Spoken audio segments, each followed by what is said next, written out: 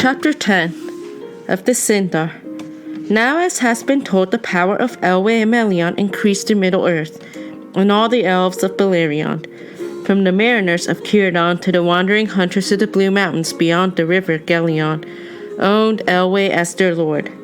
Eleuthingol he was called, King Greymantle, in the tongue of his people. They are called the Sindar, the grey elves of starlit Beleriand, and although they were more Equendi, under the lordship of Thingol and the teaching of Melion, they became the fairest and the most wise and skillful of all the elves of Middle-earth. And at the end of the first age of the chaining of Melkor, when all the earth had peace and the glory of Valinor was at its noon, there came into the world Luthien, the only child of Thingol and Melion. The Middle-earth lay for the most part in the sleep of Yavanna. In Beleriand, under the power of Melion, there was life and joy. And the bright stars shone as silver fires, and there in the forest of Neldoreth Luthien was born, and the white flowers of Nifredil came forth to greet her as stars from the earth. It came to pass during the second age of the captivity of Melkor that dwarves came over the blue mountains of arid Luin into Beleriand. Themselves they named Khazad, but the Sindar called them Nalgrim, the stunted people, and Gonhirim, masters of stone. Far to the east were the most ancient dwellings of the Nalgrim, but they had delved for themselves great halls and mansions, after the manner of their kind, on the eastern side of arid Luin, and those cities were named in their own tongue, Gabilgathal and Tumunzahar. To the north of the great height of Mount Dolmed was Gabilgathal, which the elves interpreted in their tongue Belagost, that is Mikkelberg, and southward was delved Tumunzahar by the elves named Nagrod, the Hollowbone. Greatest of all the mansions of the dwarves was Khazad-dûm, the Dwaro Delph, Haldaldrand, in the elvish tongue that was afterwards in the days of its darkness called Moria, but it was far off in the mountains of mist, beyond the wide leagues of Eriador, and to the Eldar came but as a name and a rumor from the words of the dwarves of the Blue Mountains. From Nagrod and Belagost, the Nalgrim came forth into Beleriand, and the elves were filled with amazement, for they had believed themselves to be the only living things in Middle-earth that spoke with words or wrought with hands, and that all others were but birds and beasts. But they could understand no word of the tongue of the Nalgrim, which to their ears was cumbrous and unlovely, and few ever of the Eldar have achieved the mastery of it. But the dwarves were swift to learn, and indeed were more willing to learn the elven tongue than to teach their own to those of alien race.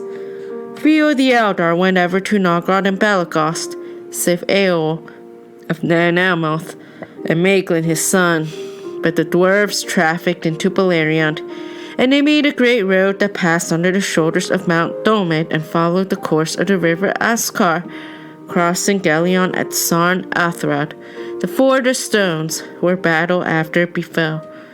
Ever cool was the friendship between the Nalgrim and the Eldar, though much profit they had one of the other. But at that time, those griefs that lay between them had not yet come to pass, and King Thingol welcomed them. But the Nalgrim gave their friendship more readily to the Noldor in after days than to any others of elves and men, because of their love and reverence for Aule, and the gems of the Noldor they praised above all other wealth. In the darkness of Arda already, the dwarves wrought great works, for even from the first days of their fathers, they had marvelous skill with metals and with stone. But in that ancient time, iron and copper they loved to work rather than silver or gold. Now Melion had much foresight, after the manner of the Maiar, and when the second age of the captivity of Melkor had passed, she counseled Thingol that the peace of Arda would not last forever. He took thought therefore how he should make for himself a kingly dwelling, and a place that should be strong if evil were to awake again in Middle-earth, and he sought aid and counsel of the dwarves of Belagost. They gave it willingly, for they were unwearied in those days and eager for new works, And though the dwarfs ever demanded a price for all that they did, whether with delight or with toil, at this time they held themselves paid. For Melion taught them much that they were eager to learn, and Dingle rewarded them with many fair pearls. These Círdan gave to him, for they were got in great number in the shallow waters about the Isle of Balar, but the Nogrim had not before seen their like, and they held them dear. One there was as great as a dove's egg, and its sheen was as starlight on the foam of the sea. Nymphalos it was named, and a chieftain of the dwarfs of Belagos prized it above a mountain of wealth. Therefore the Nogrim labored long and gladly for Thingol, and devised for him mansions after the fashion of their people, delved deep in the earth, where the Escalduin flowed down, and parted Neldoreth from region. There rose in the midst of the forest a rocky hill, and the river ran at its feet. There they made the gates of the hall of Thingol, and they built a bridge of stone over the river, by which alone the gates could be entered. Beyond the gates wide passages ran down to high halls and chambers far below, that were hewn in the living stone, so many and so great that that dwelling was named Menegroth, the 1,000 Caves. But the elves also had part in that labor, and elves and dwarfs together, each with their own skill, they wrought out the visions of Melion, images of the wonder and beauty of Valinor beyond the sea. The pillars of Menegroth were hewn in the likeness of the beeches of Orme, stalk, bough, and leaf, and they were lit with lanterns of gold. The nightingales sang there as in the gardens of Lorien, and there were fountains of silver, and basins of marble, and floors of many-colored stones. Carven figures of beasts and birds there ran upon the walls, or climbed upon the pillars, or peered among the branches entwined with many flowers. And as the years passed, Melion and her maidens filled the halls with woven hangings, wherein could be read the deeds of the Valar, and many things that had befallen in Arda since its beginning, and shadows of things that were yet to be. That was the fairest dwelling of any king that has ever been east of the sea. And when the building of Menegroth was achieved, and there was peace in the realm of Thingol and Melion, the Nogrim yet came ever and anon over the mountains and went in traffic about the lands, but they went seldom to the Falas, for they hated the sound of the sea and feared to look upon it. To Beleriand there came no other rumor or tidings of the world without. But as the third age of the captivity of Melkor drew on, the dwarves became troubled, and they spoke to King Thingol, saying that the Valar had not rooted out utterly the evils of the north. Now the remnant, having long multiplied in the dark, were coming forth once more and roaming far and wide. "These are fell beasts," they said, "in the land east of the mountains, and your ancient kindred that dwell there are flying from the plains to the hills." And ere long the evil creatures came even to Beleriand, over passes in the mountains, or up from the south through the dark forests. Wolves there were, or creatures that walked in wolf shapes, and other fell beings of shadow, and among them were the orcs, who afterwards wrought ruin in Beleriand. But they were yet few and wary, and did but smell on the ways of the land, awaiting the return of their lord. Whence they came, or what they were, the elves knew not then, thinking them perhaps to be Avari, who had become evil and savage in the wild, in which they guessed all too near, it is said. Therefore Thingol took thought for arms, which before his people had not needed, and these at first the Nogrim smithied for him, for they were greatly skilled in such work, though none among them surpassed the craftsmen of Nogrod, of whom Teltra the smith was greatest in renown. A warlike race of old were all the Nogrim, and they would fight fiercely against whomsoever aggrieved them. Servants of Melkor, or Eldar, or Avari, or wild beasts, or not seldom their own kin, dwarves of other mansions and lordships. Their smithcraft, indeed, the Sindar soon learned of them. Yet in the tempering of steel alone of all crafts the dwarfs were never outmatched, even by the Noldor, and in the making of mail of linked rings, which was first contrived by the smiths of Belagos, their work had no rival. At this time, therefore, the Sindar were well armed, and they drove off all creatures of evil and had peace again. But Thingol's armories were stored with axes and with spears and swords, and tall helms and long coats of bright mail. For the hauberks of the dwarves were so fashioned that they rusted not but shone ever as if they were new burnished. And that proved well for Thingol in the time that was to come. Now, as has been told, one Lenwë of the host of Olwë forsook the march of the Eldar at that time when the Teleri were halted by the shores of the great river upon the borders of the westlands of Middle-earth. Little is known of the wanderings of the Nondor, whom he led away down Anduin. Some, it is said, dwelt age-long in the woods of the valley of the great river. Some came at last to its mouths, and there dwelt by the sea. And yet others, passing by arid Nimrace, the White Mountains, came north again and entered the wilderness of Eriador between arid Luin and the far mountains of Mist. Now these were a woodland people and had no weapons of steel, and the coming of the fell beasts of the north filled them with great fear, as the Nogrim declared to King Thingol in Menegroth. Therefore Denethor, the son of Lenwë, hearing rumor of the might of Thingol and his majesty, and of the peace of his realm, gathered such host of his scattered people as he would, and led them over the mountains into Beleriand. There they were welcomed by Thingol, as kin long lost that return, and they dwelt in Osiriand, the land of 7 rivers. Of the long years of peace that followed after the coming of Denethor there is little tale. In those days, it is said, Daeron the minstrel, chief lore master in the kingdom of Thingol, devised his runes, and the Nogrim that came to Thingol learned them, and were well pleased with the device, esteeming Daeron's skill higher than did the Sindar, his own people. By the Nogrim, the Kirith were taken east over the mountains and passed into the knowledge of many peoples, but they were little used by the Sindar for the keeping of records until the days of the war, and much that was held in memory perished in the ruins of Doria. But of bliss and glad life there's little to be said. Before it ends, as works fair and wonderful, while still they endure for eyes to see, are their own record, and only when they are in peril or broken forever do they pass into song. In Beleriand in those days the elves walked, and the rivers flowed, and the stars shone, and the night flowers gave forth their scents, and the beauty of Melion was as the noon, and the beauty of Luthien was as the dawn in spring. In Beleriand, King Thingol, upon his throne, was as the lords of the mire, whose power is at rest, whose joy is as an air that they breathe in all their days, whose thought flows in the tide untroubled from the heights to the deeps.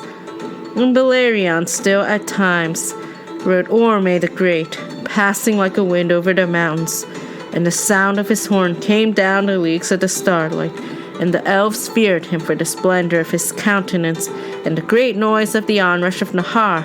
But when the Valaroma echoed in the hills, they knew well that all evil things were fled far away.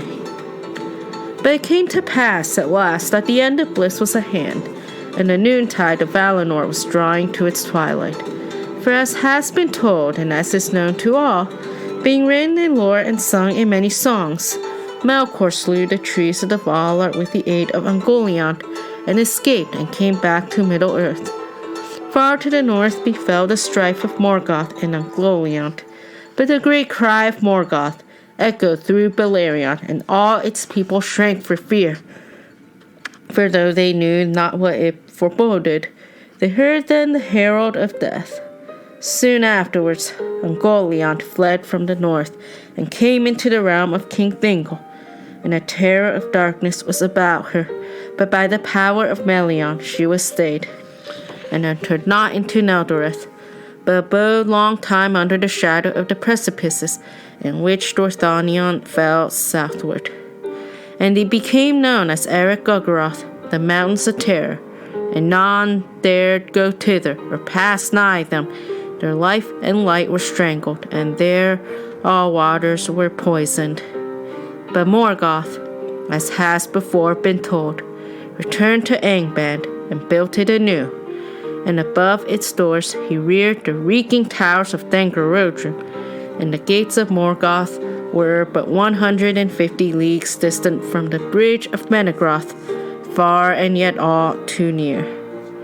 Now the orcs that multiplied in the darkness of the earth grew strong and fell, and their dark lord filled them with the lust of ruin and death.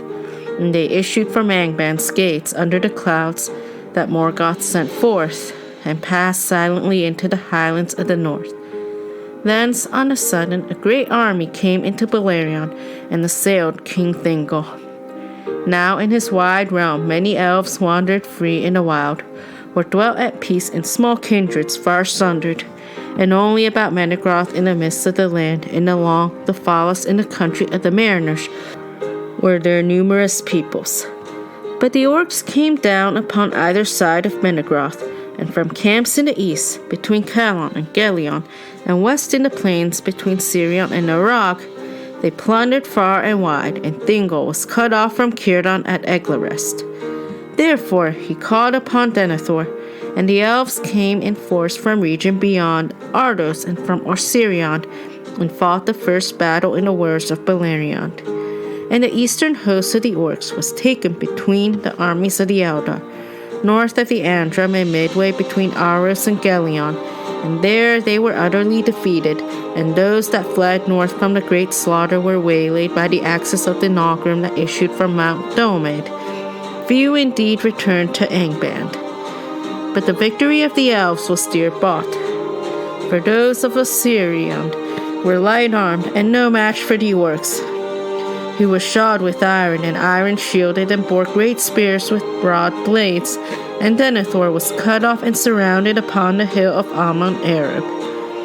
There he fell, and all his nearest kin about him, before the host of Thingol could come to his aid.